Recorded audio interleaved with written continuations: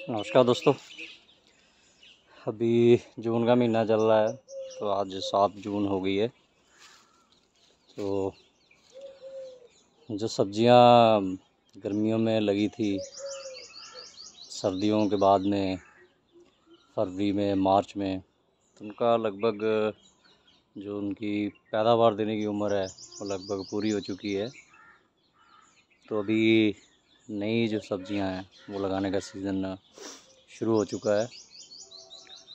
तो उसकी तैयारी जो है, सही समय अगर देखा जाए तो अब 15 जून के आसपास बिजाई जो है वो शुरू कर देनी चाहिए।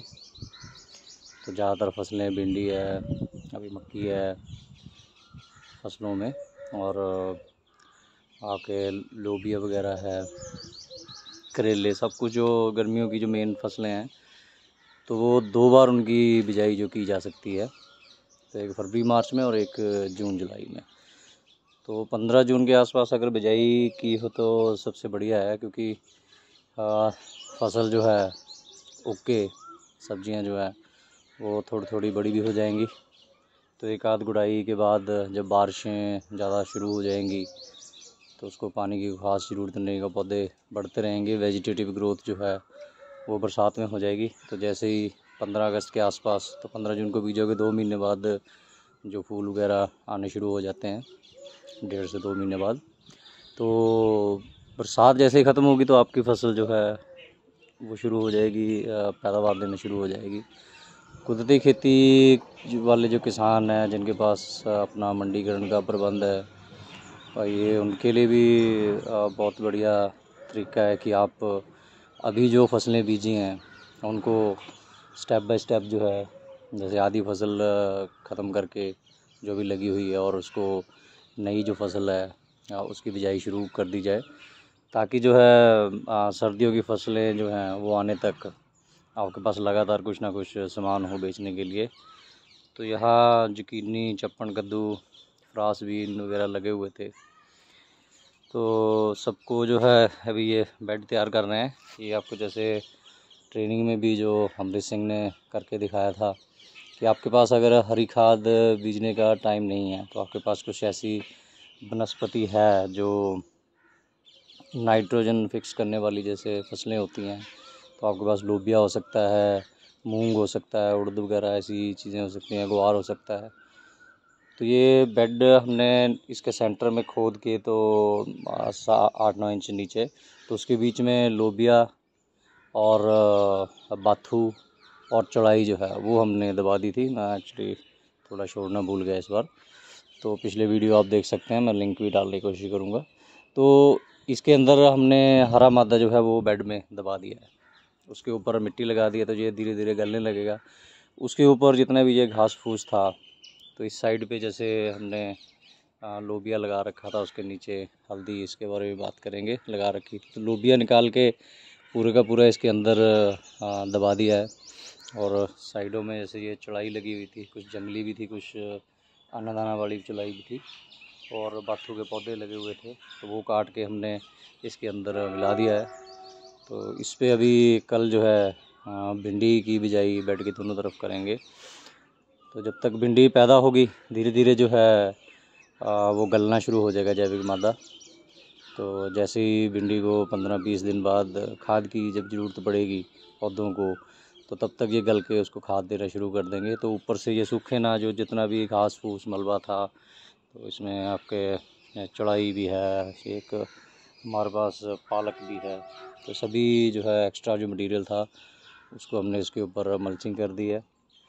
तो उससे पहले जो प्लानिंग की हुई थी कि ये आप देख सकते हैं कि ये हल्दी है, तो ये हल्दी के बीच में, या आप ये कह सकते हैं कि यहाँ पे लोबिया लगा हुआ था, ये इसका सपोर्ट स्ट्रक्चर बनाया हुआ था। तो लोबिया से खूब फलियाँ हमने खाई हैं, बीज भी रखे हैं, थोड़ी दाल भी तैयार की है। तो वो लोबिया उधर दबा दिया। अभी लोबिया के नीचे ये हल्दी थी, तो हल्दी निकल आई है। तो अभी ये हल्दी जो है ये बढ़ती रहेगी। ये यहाँ पे आसपास बहुत सारे पेड़ पौधे हैं, पत्ते गिरे हुए थे, तो ये पत्ते यहाँ बिछा दिए हैं। तो इस ये मल्चिंग का काम लोबिया भी कर रहा था, लाइव मल्चिंग का, और ये पत्ते जो है ये वेस्ट मल्चिंग आप इसको कह सकते हैं, तो इधर लगाई हुई थी। तो ये यहाँ पे एक ये आम हल्दी है जो किसानों से बीज लिया था। तो ये एक ख़ास तरह की हल्दी है, अम्बा हल्दी। उसकी एक दो टुकड़ियाँ मिली थी, तो वो यहाँ पे श्री विधि में जैसे उसके 2 रिंग पूरी की पूरी जो है फिंगर नहीं लगानी है, फिंगर को भी काट के जहाँ पे उसकी आँख है, 1 या 2 आँख है, तो वो ये लगाया हुआ था। इसको भी अभी साइड में करेंगे। तो यहाँ पे पहले लोबिया चल रहा था, लोबिया की फलियाँ खाई, लोबिया को काट के बेड के अंदर दबा दिया। और यहाँ अभी हल्दी चल रही है। तो वैसे ही इधर ये शिमला मिर्च लगी हुई है। ये पौधे लेट लगे थे इसलिए ग्रोथ नहीं हो पाई अच्छे से। तो टमाटर जो है देसी आपको दिखाया ही था। इस लाइन में ये 3 किस्में हैं और साइड में ये 4 किस्में लगी हुई थी। तो एक किस्म आप अभी भी देख सकते हैं कि ये स्मॉल रेड जो किस्म है, तो ये अभी भी जो है यील्ड दे रही है। तो हमारे टमाटर जो हैं अभी ख़त्म नहीं हुए हैं, तो चलते जा रहे हैं, गुजारा लायक तो चल ही रहा है। तो इसमें भी हमने जहाँ जहाँ टमाटर के पौधे के बीच में जगह थी वहाँ पे हल्दी लगाई हुई थी। तो हल्दी के पौधे कुछ निकल चुके हैं, कुछ निकल रहे हैं। तो ये हल्दी रहेगी। तो ऐसे ही हल्दी चलनी शुरू हो जाएगी। ये सारे जैसे पिछली बार भी हमने यहाँ पे इस बेड पे जो साइड में है, दीवार के साथ है, तो वहाँ पे हल्दी लगाई हुई थी। और यहाँ जैसे ये एक साइड में शिमला मिर्च लगी हुई थी और दूसरी तरफ की आपकी ये फ्रांसबीन है।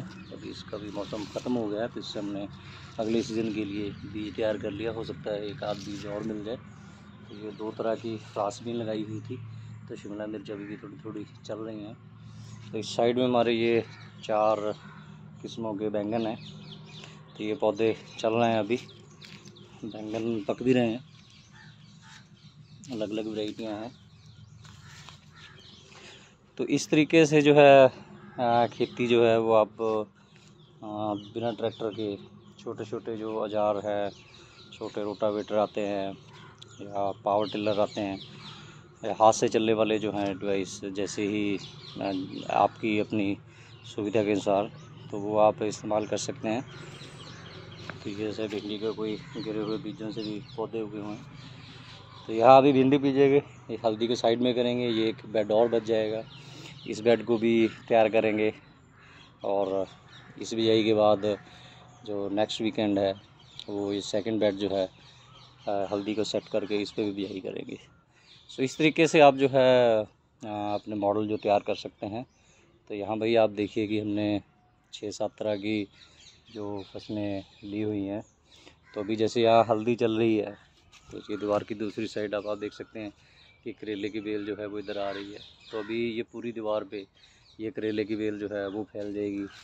ये कड़ी पत्ते का पौधा है, तो ये धीरे धीरे बेल जो बढ़ के ये कड़ी पत्ते पे, इसको भी हमने काट छाँट कर दी थी, फिर से इसके पत्ते हम इस्तेमाल करते रहते हैं। तो इस पर भी जो है ये करेले की बेल चलेगी और ये दीवार के साथ साथ भी चलेगी। तो नीचे हल्दी चलती रहेगी, ऊपर करेला चलता रहेगा। तो लोबिया के नीचे हल्दी की बिजाई, टमाटर के नीचे हल्दी की बिजाई। जैसे ये फसलें ख़त्म होती हैं, लोबिया की फसल को मिट्टी में दबा दिया, तो आप पशुओं को चारा भी डाल सकते हो उस पर। तो शिमला मिर्च के साथ एक साइड में शिमला मिर्च है, दूसरी साइड में फ्रेंच बीन है, फ्रांस बीन है। तो रेतली मिट्टी है मेरे तो बेड इसलिए छोटे छोटे थे, तो आप चौड़े बेड पे ये चीज़ें कर सकते हैं। तो लगातार जो है वो फसलों की बिजाई भी चलती रहती है, प्लस आपको फसलें भी मिलती रहती हैं। तो इस तरीके से जो किसान है वो अपने खेती के मॉडल जो है वो तैयार कर सकता है। ख़ास तौर पे जो कुदरती खेती कर रहे हैं किसान, क्योंकि अभी जो मौसम बरसात का मौसम आएगा, बरसात के बाद बरसात में किसान जो है वो लालच करते हैं, वो जो फरवरी मार्च में जो सब्जियां लगाई होती हैं उन्हीं को आगे बढ़ाने की कोशिश करते हैं। तो वो बुढ़ी हो चुकी हैं फसलें, अब वो पैदावार नहीं दे सकती। तो आपको इस मॉडल से आप नया जो है नई फसल जो है वो लगा सकते हैं, तो आगे इसको बढ़ाया जा सकता है। और जो एक गैप रहता है बरसात में, कि बरसात और बरसात के बाद फिर जो 2-3 महीने होते हैं कि अगस्त में आप बिजाई करोगे, सितंबर में बिजाई करोगे, तो नवंबर में जाके नई जो सर्दी की सब्जियां आती हैं। तो ये 4 से 5 महीने का बहुत बड़ा गैप हो जाता है। तो सर्दियों में जो गैप है वो 2 महीने के आसपास रहता है, मार्च और अप्रैल का, फरवरी के लिए मिड फरवरी से मिड अप्रैल का। वो 2 महीने का होता है, तो 6 महीने तो किसानों के पास गैप है। अगर सब्जियों की बात करें तो किसान जो है वो मंडियां पंजाब में 9 ज़िलों में शुरू हो चुकी हैं ऑर्गेनिक जो सर्टिफाइड किसानों की, तो वो 6 महीने ही सिर्फ किसानों को उसका फ़ायदा हो रहा है। तो ये किसानों को सोचना पड़ेगा, उसके हिसाब से अपनी प्लानिंग करनी पड़ेगी। धन्यवाद।